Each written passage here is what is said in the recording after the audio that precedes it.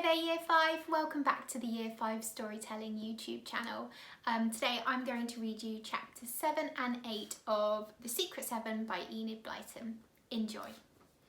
Chapter 7, A Talk with the Caretaker. The three boys and Scamper had had an exciting time. They'd gone down the lane, noting the car tracks as they passed. They came to the old house. They saw that the gate was shut. They leaned over the top and saw tracks going up the drive. "There's my footprints that I made yesterday morning," said Peter, pointing to them. "And look, you can see Scamper's paw marks here and there too. But our tracks are all overlaid with others, bigger footmarks, and other marks too. Look, rather strange. A bit like prints that would be made by someone wearing great flat roundish slippers," said Jack, puzzled. "Who would wear slippers like that? Look, you can see them again and again all over the place. Whoever wore them was prancing about a bit, probably being dragged in." The boys leaned over the gate and considered all the marks carefully. They traced them with their eyes as far as they could see. "Can any of you make out if the tracks go up the front doorsteps?" said Colin. "I can't from here, but it rather looks to me as if the snow is smooth up the steps, not trampled at all." "I can't make it out from here," said Peter. "Let's go up the drive. After all, we've got to interview the caretaker and find out if he heard anything last night, so we've got to go in." "What should we say if he asks us why we want to know?" said Colin. "I mean, if he's in this mystery, whatever it is, he may be frightfully angry if he thinks we know anything about it." "Yes, he might," said Peter. "We'll have to be rather clever about this. Let's think." They thought. "I can't think of anything except to sort of lead him on a bit. Ask him if he isn't afraid of burglars and things like that," said Peter at last. "See if we can make him talk." "All right," said Colin, "but it seems a bit feeble. Let's go in." Scamper ran ahead down the drive. He disappeared round a corner. The boys followed the footprints carefully, noting how the slipper-like ones appeared everywhere, as if the owner had gone from side to side and hopped about like mad. "They don't go up the front doorsteps," said Colin. "I thought they didn't. They go round the side of the house. Look here, right past the side door where the caretaker came out yesterday, and down this path, and round to the kitchen door." "Well, how strange," said Peter, puzzled. "Why did everyone go prancing round to the kitchen door when there's a front door and a side door? Yes, all these tracks are here. 2 sets of shoe prints, and those funny round slipper prints too. It beats me." They tried the kitchen door, but it was locked. They peered in at the window. The kitchen was completely bare and empty, but they saw a gas stove, a sink piled with plates, and a bucket nearby where they looked through the scullery window. "I suppose the caretaker has the use of the scullery in that front room in the house," said Jack. "Look out, here he is," said Peter suddenly. The old man was shuffling into the empty kitchen. He saw the three boys through the window and went to fling it open in a rage. "If you want that dog of yours, he's round in the front garden," he shouted. "You clear out. I won't have kids round here. You'll be breaking windows before I know where I am." "No, we shan't," shouted Jack, determined to make the deaf old man hear. "We'll just collect our dog and go. Sorry he came in here." "Aren't you rather lonely here?" shouted Colin. "Aren't you afraid of burglars?" "No, I'm not afraid," said the old fellow, scornfully. "I've got my big stick, and there's nothing to steal here." "Somebody's been round to the back door, all the same," shouted Peter, seeing a chance to discuss this bit of mystery with the caretaker and see if he knew anything about it. He pointed to all the tracks leading to the back door. The old man leaned out of the window and looked at them. "They're no more than the tracks you've made yourself, tramping about where you've no business to be," he said angrily. "They're not. I bet it was burglars or something last night," said Peter, and all three boys looked closely at the caretaker to see if his face changed in any way. "Pah," he said, "trying to frighten me. Are you, with your silly boys' nonsense?" "No, I'm not," said Peter. "Didn't you hear anything at all last night? If burglars were trying to get in, wouldn't you hear them?" "I'm deaf," said the old man. "I wouldn't hear anything at all. But wait, now. Yes, I think I did hear something odd last night. I'd forgotten it. Ah, that's odd, that is." The boys almost forgot to breathe in their excitement. "What did you hear?" said Jack, forgetting to shout. The old man took no notice. He frowned and his wrinkled face became even more wrinkled. "Oh, seems like I heard some squealing or some such noise," he said slowly. "I thought it was maybe some noises in my ears. Get noises often, you know. And I didn't go to see if anything was up. But there now, nobody took nothing nor did any damage. So what's the use of bothering? If people want to squeal, let 'em, I say." "Was the squealing in the house?" shouted Peter. "Well, I guess I wouldn't hear any squealing outside," said the old man. "I'm deaf as a post usually." "Ah, you're just making fun of me, you are. Trying to frighten an old man. You ought to be ashamed of yourselves." "Can we come in and look round?" shouted Colin, and the others looked eagerly at the caretaker. If only he would say yes, but he didn't, of course. "What are you thinking of, asking to come in?" he cried. "I know you kids, pestering creatures, wasting my time like this. You clear out and don't you come here again with your tale of burglars and such. You keep away. Kids like you are always up to mischief." Just at that moment, Scamper came bounding up. He saw the old caretaker at the window and leapt up at him in a friendly manner. The man jumped in alarm. He thought Scamper was trying to snap at him. He leaned forward and aimed a blow at him through the window with his stick. Scamper dodged and barked. "I'm going to teach that dog a lesson," cried the old man in a fury. "Yes, and you too, standing out there being cheeky. I'll teach you to make fun of me, you and your dog." He disappeared. "He's going to dart out of the side door," said Peter. "Come on, we've learnt all we want to know. We'll go."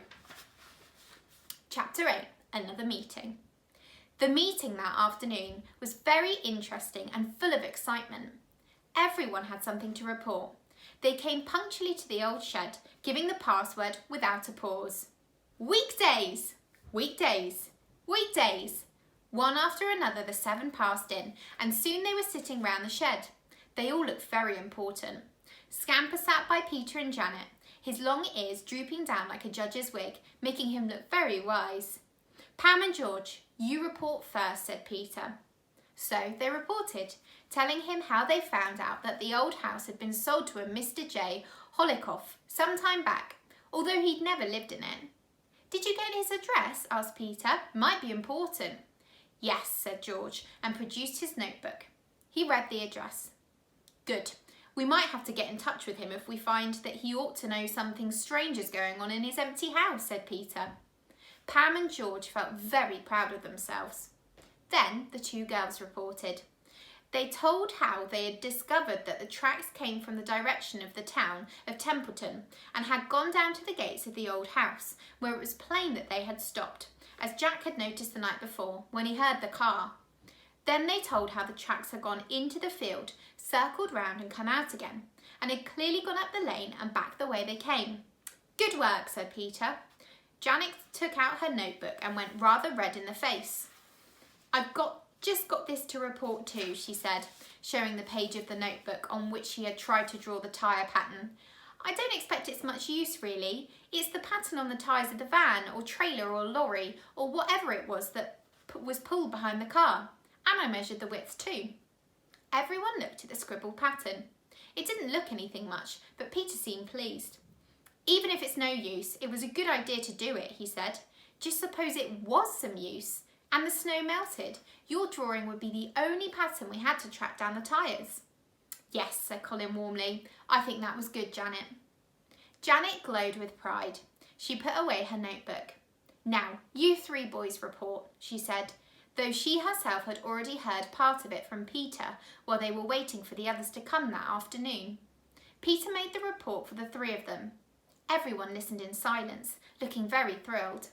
"So, you see," finished Peter, "somebody went to the old house last night, got in through the kitchen door because the footsteps went right to there, and I think they left a prisoner behind." Pam gasped. "A prisoner? What do you mean?" "Well, it isn't clear that there was a prisoner in that big windowless van. A prisoner who was not to be seen or heard.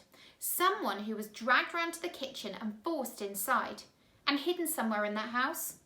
Somebody who was hurt and who squealed loudly enough for even the old deaf caretaker to hear," said Peter. Everyone looked upset and uncomfortable. "I don't like it," said Colin. Nobody liked it. It was horrid to think of a poor, squealing prisoner locked up somewhere in that old, empty house. "What about his food?" said Colin at last. "Yes, and water to drink," said Janet. "And why is he locked up there?" "Kidnapped, perhaps," said Jack. "You know, this is really very serious if we're right." There was silence. "Ought we to tell our parents?" asked Pam. "Or the police?" said Jack. "Well, not till we know a little bit more," said Peter. "There might be some quite simple explanation of this. A car losing its way or something." "I've just thought of something," said Jack. "That van, could it have been some sort of ambulance, do you think? You know, the van that people are taken to in hospitals. Maybe it was, and the car took the wrong turning and stopped when it found it had gone wrong, and the ill person cried out with pain or something." "But the caretaker said he heard squealing too, inside the house," said Peter. "Still, that might have been some noises in his head, of course, like those he said he sometimes has. Well, it's an idea, Jack. It might have been an ambulance, pulled by a car, though I can't say I've ever seen one like the one you describe. Anyway, we'd better not tell anyone till we've proved there's something odd going on," said Colin. "We should feel so silly if we reported all this to the police and then they found it was just something perfectly ordinary." "Right, we'll keep the whole thing secret," said Peter. "But of course, we've got to do something about it ourselves. We can't leave it." "Of course we've got to do something," said George. "But what?" "Well, we'll think," said Peter. So they all thought again. What would be the best move to make next? "I've thought of something," said Jack at last. "It's a bit frightening though." "Whatever is it?" chorused the others. "Well, it seems to me that if there is a prisoner locked up in one of the rooms of the old house, he will have to be fed and given water," said Jack. "And whoever does that would have to visit him at night. See? So, what about us taking it in turn at night to go and watch outside the old house to see who goes in? Then we might even follow them and see where they go and who they've got there." "It seems like a very good idea," said Peter, "but we'd have to watch two at a time. I wouldn't want to go and hide somewhere there all by myself." "I think that probably someone will be along tonight," said George. "Why shouldn't all four of us boys go along and wait in hiding?" "It would be difficult for four of us to hide and not be seen," said Colin. "Well, let's drape ourselves in white sheets or something and go and join the snowmen in the field," said Peter jokingly. To his surprise, the other three boys pounced on his idea eagerly. "Oh yes, Peter, that's fine. Nobody would ever guess we weren't snowmen if we had something white round us," said Colin. "We get a good view of the lane and could see and hear anyone coming along," said George. "Two could follow anyone into the house and two remain on guard outside, as snowmen, to give warning in case the other two got into trouble," said Jack. "I'd love to stand there with the snowman. We'd have to wrap up jolly warmly though." "Can't we girls come too?" asked Pam. "I don't want to," said Barbara. "No," said Peter. "I'm sorry, but 7 is too many. We'll have more chance of success if there are only 4 of us." "What about Scamper?" asked Jack, his eyes gleaming with excitement. "Shall we take him?"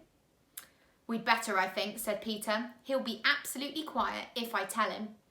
"I'll make him a little white coat," said Janet. "Then he won't be seen either. He'll look like a big lump of snow or something." They all began to feel very excited.